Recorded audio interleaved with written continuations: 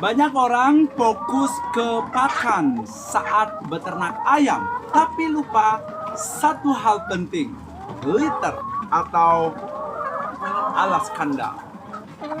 Kalau liter kita basah, kandang bau, lalat datang, ayam stres, dan akhirnya rugi. Di peternakan ayam gembira, liter dijaga tetap kering dengan sekam, daun kering, dan kita tambahkan fermentasi alami. Kotoran tidak membusuk, tetapi berubah menjadi pupuk. Hasilnya, kandang tidak bau, ayam pun sehat, dan biaya pun lebih ramah.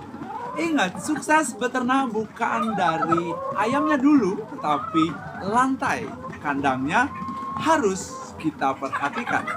Ayo peternak muda, kita rawat ayam kita untuk kesejahteraan ayam-ayam kesayangan kita. Salam hijau.